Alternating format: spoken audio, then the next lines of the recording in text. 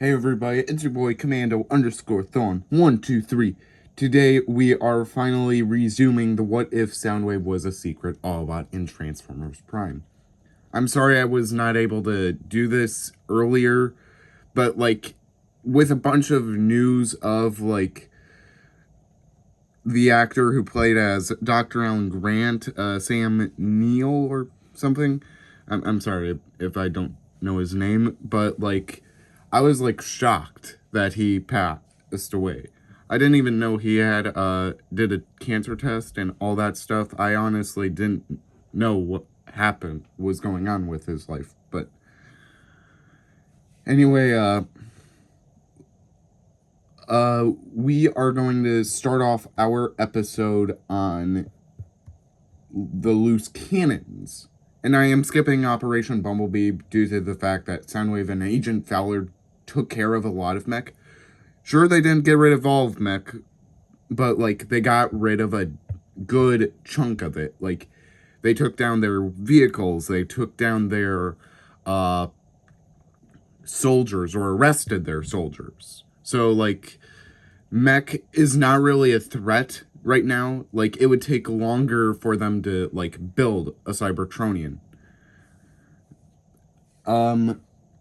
Then another question you guys might be having is why are we doing the loose cannons? Isn't Wheeljack with Team Prime? Yes, he is, but that doesn't mean we could leave out other characters like Dreadwing and Barricade versus Ironhide. I'm bringing in Barricade, everyone. I'm bringing in Barricade, everyone, because of the fact that he is I'm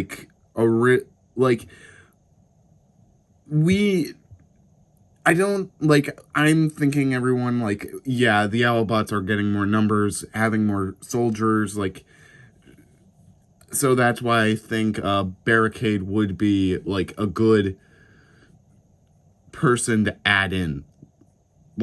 Since I want to bring in some more Decepticon characters with names because the Autobots are getting more numbers, and that is going to make everything more difficult.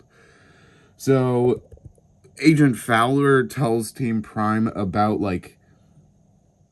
Wheeljack, two Decepticons and one really big red Autobot, and the Autobots then would say oh, that's Ironhide, and then they would fight. They would open the ground bridge, and Dreadwing and Barricade would say okay, we need to fall back because there are too many Autobots.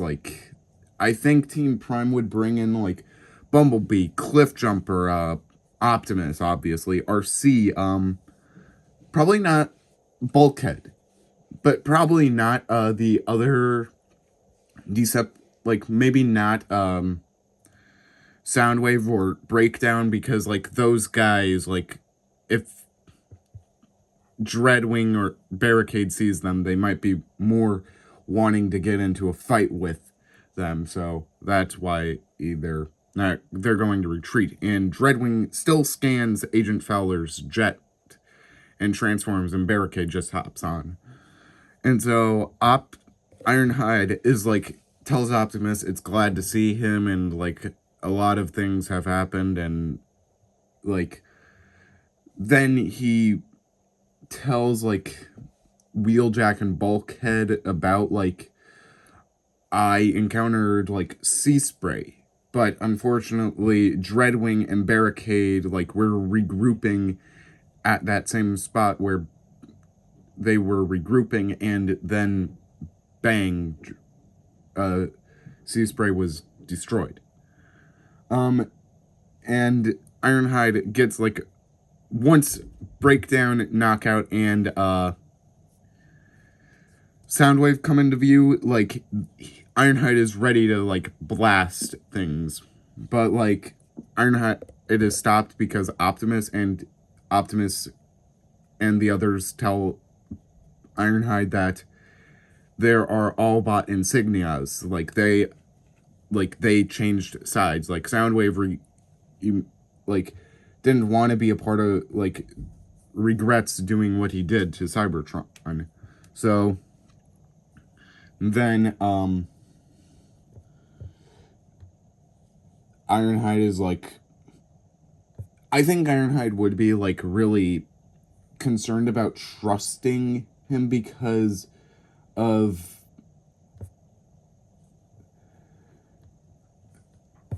the fact that these Decepticons were like loyal to Megatron, and Soundwave then says like, I was loyal to a Megatron that died long ago. All that I served was evil. And so Soundwave like tells Ironhide what happened, since Soundwave is like one of like the older characters here, along with Ratchet and Optimus. And so Ironhide calms down, and then we switch our sights onto the Nemesis. And Megatron says he is glad to have his most two loyal soldiers. And once they are welcomed, Dreadwing then asks what happened to my brother Skyquake. And like, I felt his spark rise and then fall on this planet. Also, everyone, I want to like, I think right here I would also change it a little. I'm just changing it a little bit. I'm going to say like, Dreadwing would also say, I felt something dark from his side of the spark like rise. And so Megatron then would say that Skyquake was destroyed by Autobots Cliffjumper, Optimus, and Soundwave, the traitor. And Dreadwing then would ask, like, I thought Soundwave was one of us. And Megatron then would inform him about, like, the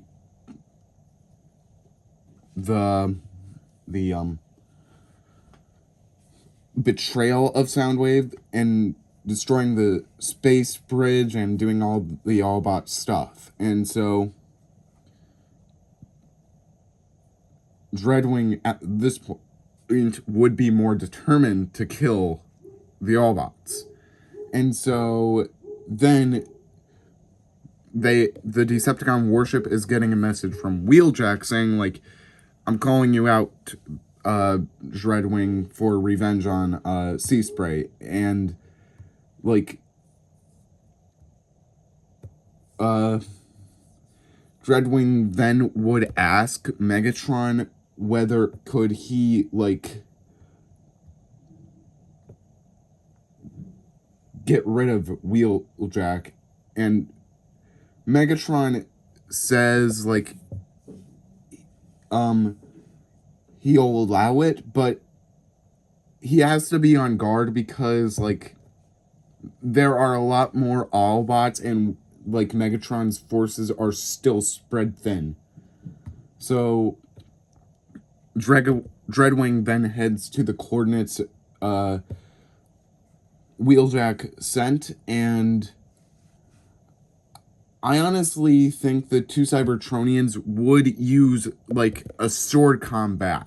Like, I don't want to, like, we see a lot of like blaster fire between Cybertronians, but we don't really see close combat except for Optimus Prime and Megatron. But those are like the only two guys who use their swords in combat against each other. So I think Dreadwing and Wheeljack would like clash with swords, and sometimes occasionally use blasters, but mostly use swords. And I think it would be a tough match because Dreadwing, like, has the strength of, like, is, like, really strong. And sure, Wheeljack is strong, but Dreadwing, like, is more built for war. And Wheeljack, yeah, he's a wrecker, but I think he's more built or agility than, like, really big fights with Decepticons, like Dreadwing. So, but, like, Dreadwing gets the upper hand, and then, like, Wheeljack was, at this point, is, like, really injured and holding his bleeding side, but Soundwave then comes up from behind Dreadwing and like plays a recording of what Soundwave said to Skyquake all that time ago, and Dreadwing turns his face to Soundwave and is blinded by rage because one of the most loyal cons turned their backs on Megatron, the leader of the Decepticons who wanted to save Cybertron. And when you go into a fight with blind rage, you're dead, pretty much. Especially against Soundwave, everyone. So Soundwave, like, gets a really good, like, Soundwave was really good at fighting, so I think he would, like, be really good at fighting and against a blind, raging Dreadwing. And so he, like, knocks him down and, like, pins him to the ground, and then Soundwave would say, like, why he turned away from the Decepticons and would say, like, I'm going to do the voice. Dreadwing, Megatron has dishonored our people. He killed our home, and he brought back the dead by using Dark Energon. And yes, everyone, Megatron used Dark Energon on Cybertron in War for Cybertron, and, like, a lot of the War for Cybertron and Fall of Cybertron is connected to, like, Transformers Prime. So, like, it's, like, Soundwave would play events of what Megatron did to Cybertron when Dreadwing and other cons and Autobots were gone. And Dreadwing would be horrified and, like, would say, like, lies, I'll never listen to you, traitor.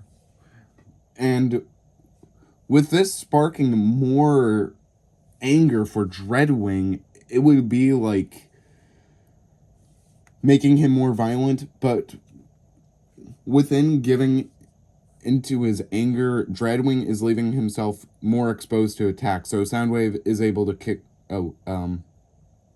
Sorry, everyone. Soundwave does get a good punch in, or the fight still continues, and I forgot the pinning was later. And so Soundwave does play the Space Bridge video, Scott Equake's undead hand crawling around and attacking Starscream. And lastly, to break Dreadwing, is Megatron infusing his spark with Dark Energon.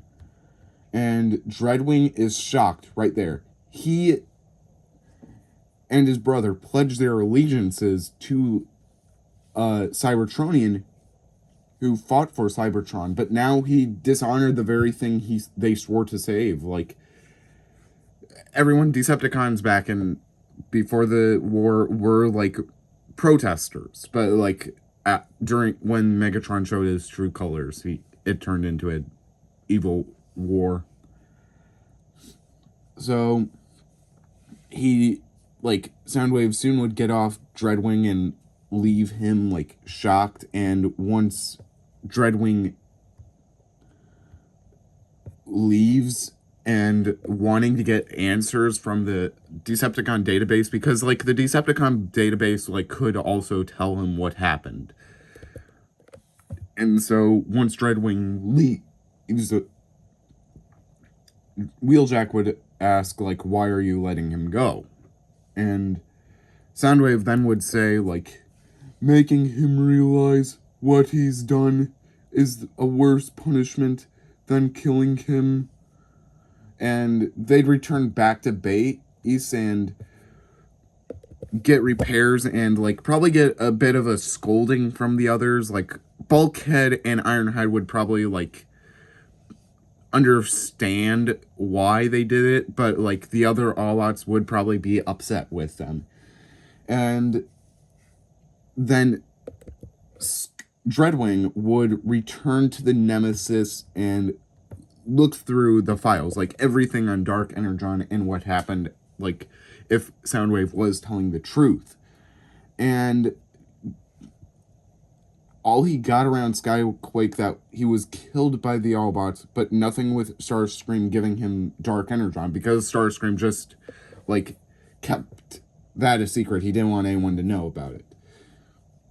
And however, there was a report of Megatron planning to use Dark Energon on Cybertron's core and bringing back dead Cybertronians.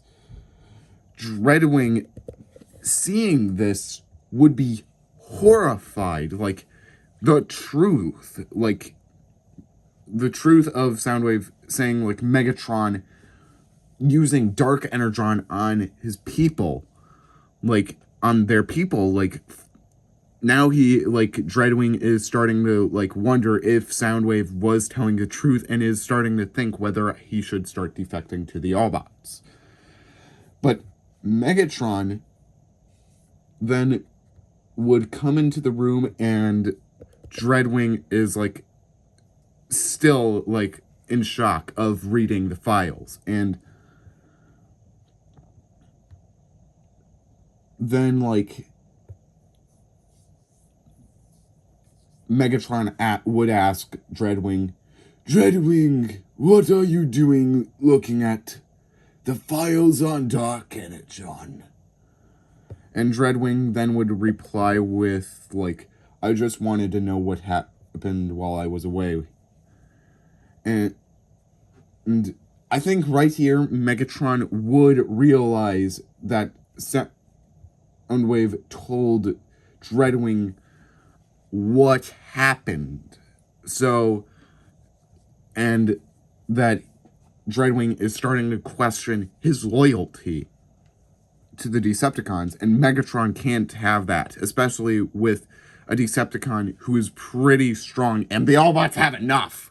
The Autobots have enough soldiers, so, like, adding another aerial guy, adding an aerial Cybertronian to the Autobots, okay, yeah, you're dead. So Megatron then charges up his fusion cannon and tries to blast Dreadwing. But Dreadwing would dodge it and would, like, fight Megatron, try to fight him. Like, it wouldn't last quick, like, maybe a quick slash at Megatron, but backed off, and maybe that, or, like, some quick fight. But as Dreadwing was about to kill go for another attack at Megatron, a blaster shot goes off, and Dreadwing looks down and sees a hole in his spark chamber and falls to the ground, dying. And it was Barricade standing behind Dreadwing. Megatron then would say, "I am glad to still have a loyal soldier." And everyone, I know a lot of you guys will hate me for killing Dreadwing.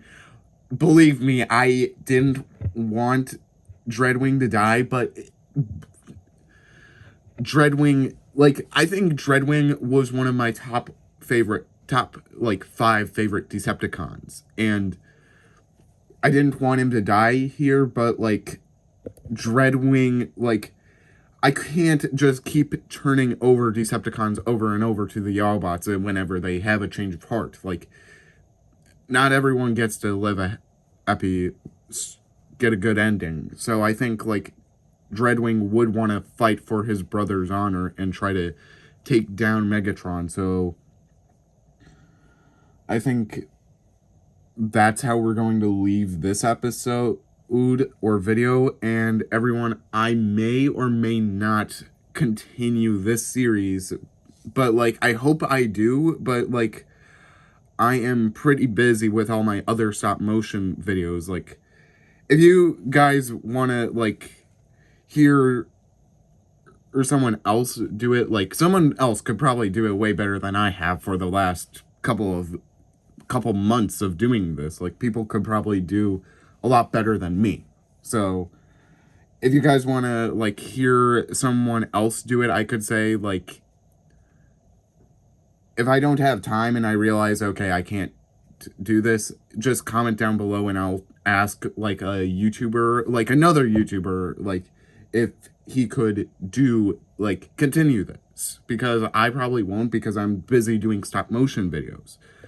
But, if you guys want to see more, comment on your favorite part, and, don't forget to like and subscribe. And it also might be a while before I post another video, so I'm sorry again. So, bye.